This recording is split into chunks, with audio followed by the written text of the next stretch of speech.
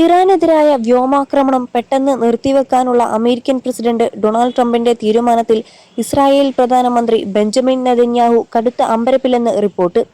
പശ്ചിമേഷ്യയിലെ യുദ്ധം അവസാനിപ്പിക്കുന്നതിനുള്ള ധാരണയ്ക്ക് ഇറാൻ അംഗീകാരം നൽകിയതായി ട്രംപ് അവകാശപ്പെട്ടു. എന്നാൽ അമേരിക്കയും ഇറാനും തമ്മിൽ നടന്ന ചർച്ചകളെക്കുറിച്ച് നെതന്യാഹുവിന് ഒരു അറിവും ഉണ്ടായിരുന്നില്ലെന്ന് ആക്സിയോസ് റിപ്പോർട്ട് ചെയ്തു. ട്രംപ് ഭരണകൂടവുമായി അടുത്ത ബന്ധമുള്ള സഖ്യകക്ഷികളെ വിവരങ്ങൾക്കായി ബന്ധപ്പെടുകയാണ് നെതന്യാഹുവെന്നും റിപ്പോർട്ടുകളുണ്ട്. യുദ്ധത്തിന്റെ തുടക്കത്തിൽ ഒരുമിച്ച് നീങ്ങിയിരുന്ന ട്രംപിനും നെതന്യാഹുവിനുമിടയിൽ ഇപ്പോൾ ഭിന്നത പ്രകടമാണ്. ജനരോഷം ഉൾപ്പെടെയുള്ള കാരണങ്ങളാൽ ഇന്ധനവില പിടിച്ചു നിർത്താനും യുദ്ധം അവസാനിപ്പിക്കാനുമുള്ള തീരുമാനത്തിലേക്ക് ട്രംപ് നീങ്ങിയപ്പോൾ ഈ വർഷം തെരഞ്ഞെടുപ്പിനെ നേരിടുന്ന നെതന്യാഹുവിന് യുദ്ധത്തിന്റെ തുടക്കത്തിൽ പ്രഖ്യാപിച്ച ലക്ഷ്യങ്ങൾ നേടേണ്ടതുണ്ട്.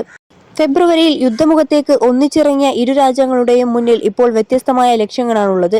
കുറഞ്ഞ സമയം കൊണ്ട് നേട്ടമുണ്ടാക്കാൻ ട്രംപ് ശ്രമിക്കുമ്പോൾ എത്ര നീണ്ടുപോയാലും ഇറാനെയും ലെബനാനിലെ ഹിസ്ബുള്ളയെയും പൂർണ്ണമായി തകർക്കാനാണ് നെതന്യാഹുവിന്റെ നീക്കം.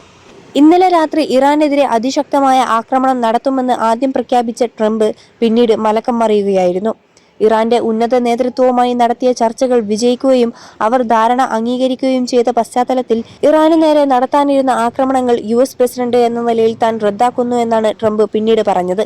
21 ലക്ഷത്തോളം സന്തുഷ്ടരായ ഉപഭോക്താക്കളും 2 ലക്ഷത്തോളം തിമിര ശസ്ത്രക്രിയകളും പൂർത്തിയാക്കിയ മലബാറിലെ ഏക കണ്ണാശുപത്രി Alsalama eye hospital, hospital road, Perinthalmanna. America, Israel, Saudi Arabia, UAE, Qatar, Turkey, Pakistan തുടങ്ങിയ രാജ്യങ്ങളെല്ലാം ഈ ചർച്ചകളുടെ ഭാഗമാണെന്നും ട്രംപ് അവകാശപ്പെട്ടു. ട്രംപിന്റെ പ്രഖ്യാപനത്തിന് പിന്നാലെ ഓഫീസ് ഔദ്യോഗിക പ്രസ്താവന പുറത്തിറക്കി. വാഷിംഗ്ടണും ടെഹ്റാനും തമ്മിലുള്ള ധാരണയിൽ ഇസ്രായേൽ ഭാഗമല്ലെന്ന് വ്യക്തമാക്കിയ പ്രസ്താവന ട്രംപിന്റെ നിലപാടുകളെ സ്വാഗതം ചെയ്തു.